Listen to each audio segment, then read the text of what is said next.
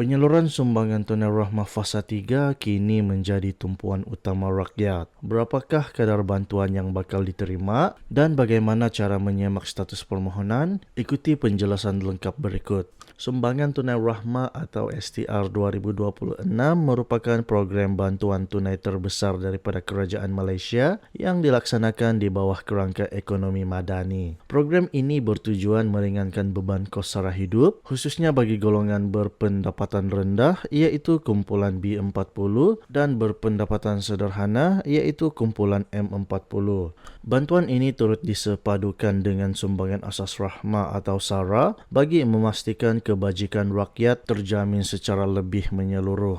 Bagi tahun 2026, STR disalurkan secara 4 fasa sepanjang tahun. Jumlah bantuan pula ditentukan mengikut status perkahwinan, pendapatan bulanan dan bilangan tanggungan. Agihan bantuan menggunakan data bersepadu daripada Lembaga Hasil Dalam Negeri Malaysia dan Pangkalan Data Utama atau PADU bagi memastikan bantuan sampai kepada golongan yang benar-benar layak. Tarik bayaran STR Fasa 3. Setakat ini, tarik rasmi bayaran bagi STR Fasa 3 dijangka disalurkan pada bulan Ogos 2026.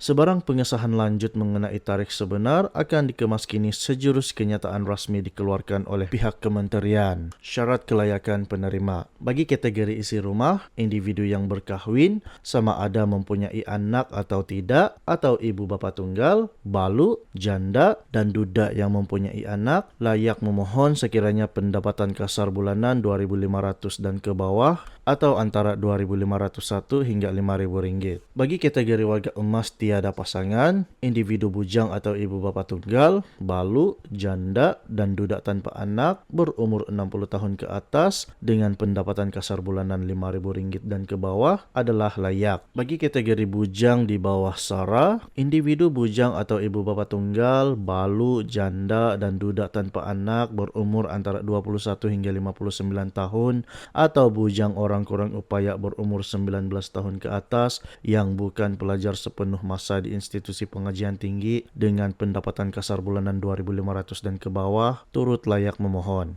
Kadar bantuan STR Fasa 3. Bagi isi rumah berpendapatan 2,500 dan ke bawah, kadar bantuan Fasa 3 ialah RM150 tanpa anak, RM300 bagi 1 hingga 2 anak, RM500 bagi 3 hingga 4 anak, dan RM600 bagi 5 anak ke atas. Bagi isi rumah berpendapatan RM2,501 hingga RM5,000, kadar bantuan ialah RM100 bagi 1 hingga 2 anak, RM200 bagi 3 hingga 4 anak, dan RM300 bagi 5 anak ke atas. Kategori tanpa anak dalam kumpulan pendapatan ini tidak menerima bantuan bagi fasa ini. Warga emas tiada pasangan pula menerima RM150, manakala kategori bujang tidak menerima bayaran STR dan sebaliknya dibayar melalui SARA. Kaedah pengkreditan. Penerima yang mempunyai akaun bank akan menerima pengkreditan terus ke akaun bank penerima atau pasangan mengikut nombor akaun yang didaftarkan. Penerima yang tiada akaun bank atau berstatus gagal kredit boleh membuat tuntutan secara tunai di kaunter Bank Simpanan Nasional. Jadual pengkreditan keseluruhan. Fasa 1 telah dikreditkan pada 20 Januari 2026, manakala fasa 2 pula pada 10 Mac 2026.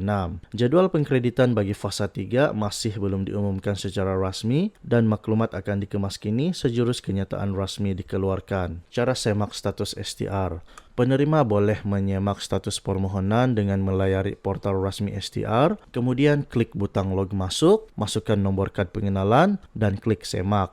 Seterusnya, sahkan kata kunci keselamatan yang dipaparkan, masukkan kata laluan dan klik log masuk. Selepas itu, klik butang semakan permohonan pada papan pemuka untuk melihat status permohonan.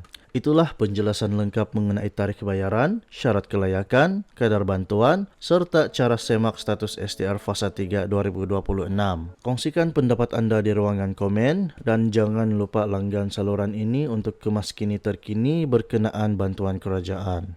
Itu sahaja laporan kami pada hari ini. Sekian, terima kasih. Teruskan bersama kami untuk berita terkini dan bantuan lanjut.